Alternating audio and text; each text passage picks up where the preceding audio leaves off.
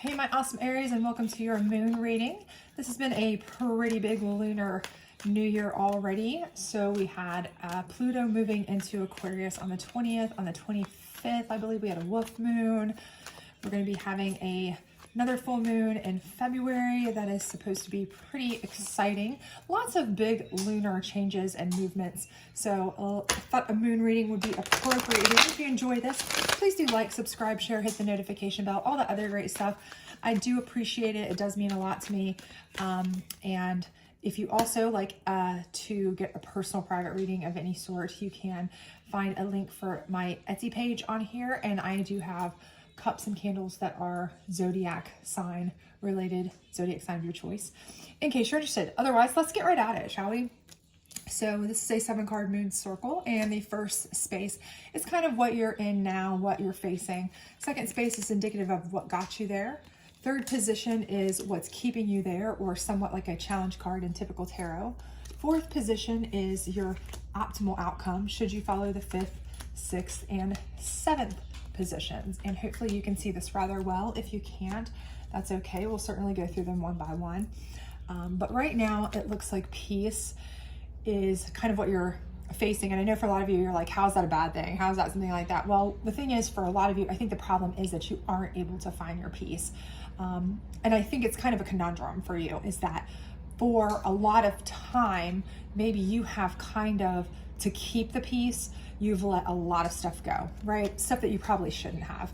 You've pretty much kind of just allowed things to kind of go by that you probably should have resisted against, or maybe fought back against. You just wanted to keep the peace. And unfortunately, that's kind of jeopardized your own personal peace, okay?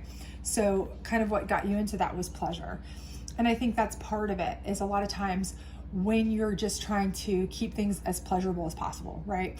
You just don't want the drama. You just don't want to deal with it. You don't want to face things that you know may be going bad. You may be going wrong, right? Maybe you are knowing that things are looking down in your relationship. Maybe you know things are looking bad with some friends, family members, or at work, whatever. You would just rather turn a blind eye, right? You want to keep things as pleasurable as you can for everybody involved. And a lot of times I find myself, maybe you do this as well, I know a lot of people do, right? We say, we'll address it when we get past X, Y, or Z, right? Once we get through the holidays, we'll address it. Once we get into the new year, we'll address it. Once we get past such and such's birthday or whatever, it's always like, once we get past something, then we'll address it. And you just kind of keep putting it off, to kind of keep everybody in a pleasurable state, because you don't want to rock the boat. But the whole time, you're the one kind of suffering here, right? And what's keeping you in it is the attraction. And this isn't a personal attraction to, a specific person, that kind of thing. This is more a general attraction to like a force, kind of like your natural attraction to the things that draw you in, right? So whether it is your attraction to, the kind of, keeping the peace, that may be what your attraction is. Your attraction to calm, your attraction to just trying to keep your family whole, whatever it is that you find as your central focus, right? What you're attracted to as your central focus in life. So if you're really, really a person who's work focused, that is what is your main attraction in life and your focus in life, right? And this has been kind of something that's been going on with work. You may have just kind of tried to sweep it under the rug, okay? Because you just wanted to keep everything and everybody as pleasurable as possible, but it's at the cost of your own peace, right? Same thing, if your family is your focus, let's not rock the boat and upset anybody in the family, but you're the one taking it internally, right? So that's kind of what's been keeping you there. But what is your optimal outcome? It's going to be abundance. And this card is not specifically dealing with, in this deck, financial abundance. It can mean that for sure. But if you look at the card, it's like, a beautiful card, and I'm hoping the glare is not too bothersome here, but, animals and happiness and joy and just calm, right?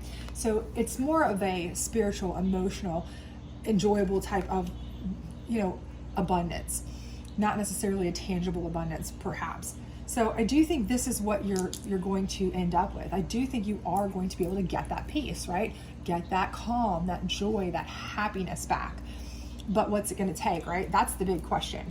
You just want to find out, how do I get there, right? Because I don't like rocking the boat. I don't like friction. I don't like, confrontation. And I can see that. Of course, that's the case a lot of times. I mean, I'm an Aries myself. And even as an Aries, we're known to be, we'll go at it if we have to.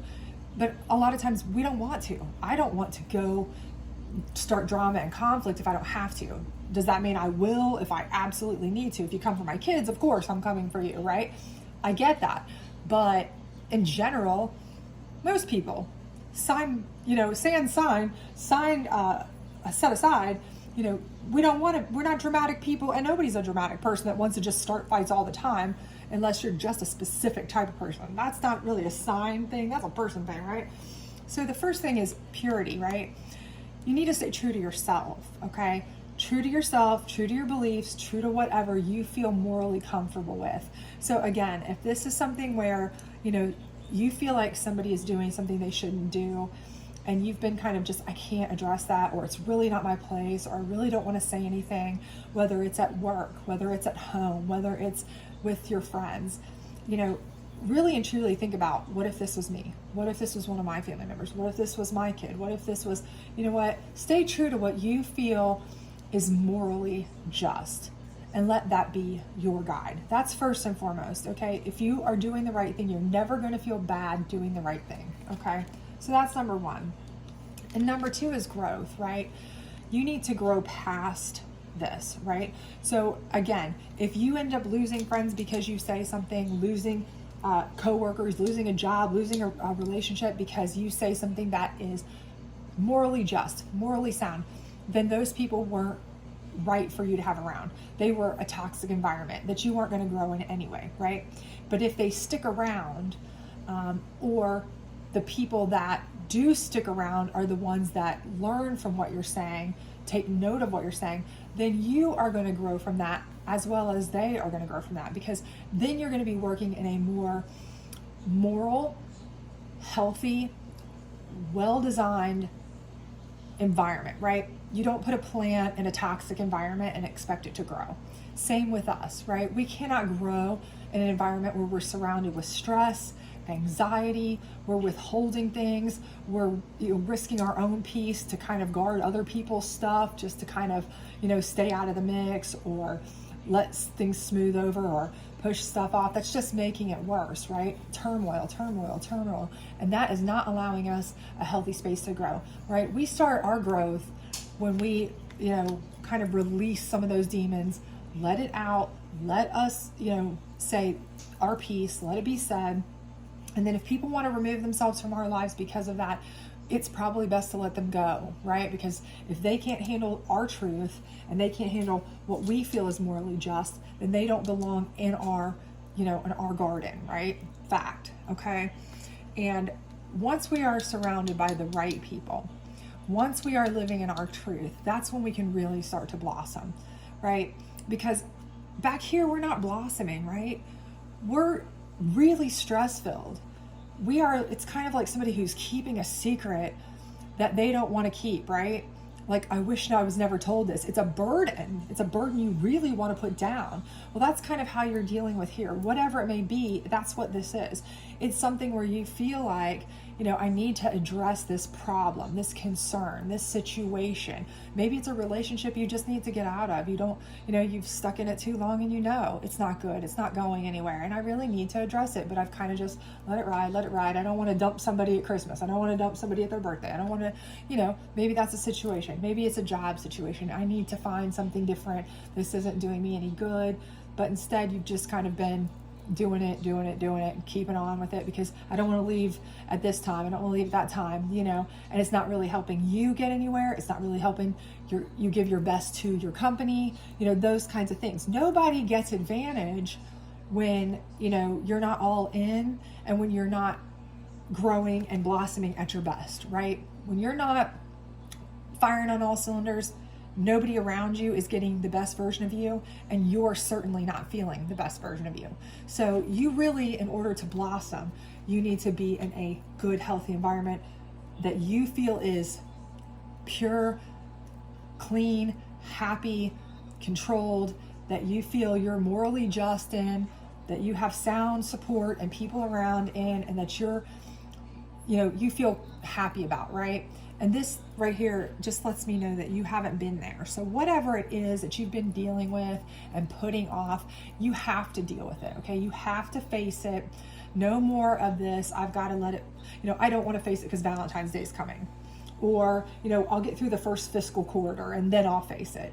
Or just as soon as we get past X, Y, and Z's birthday. Or, you can't keep doing that, because this is not just affecting you, it's affecting those around you, okay? And again, you're not giving your best self to anybody else, so they're suffering, even though it doesn't seem that way to you. And you're definitely suffering. Your inner peace is shot right now, okay? You need to be able to live your best life, happy, stress-free, surrounded by people who are in line with your values, your strengths, your ideals, your path, so that you can grow and blossom the best you can, okay?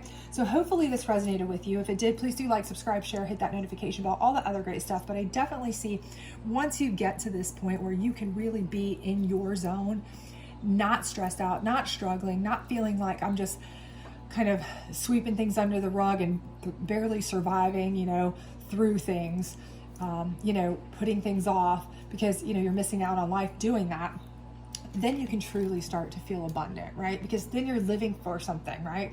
Because otherwise you're just really wishing your life away, right? You're like, okay, I wish I could do this, but I'll wait until X, Y, and Z time. That's a better time, right? But that's just kind of every time your life's kind of passing you by when you could be really blossoming and growing, okay? So get there, right? Because you're going to be super abundant when you do, okay? So have a good one, and I hope to see you back very soon. Thanks.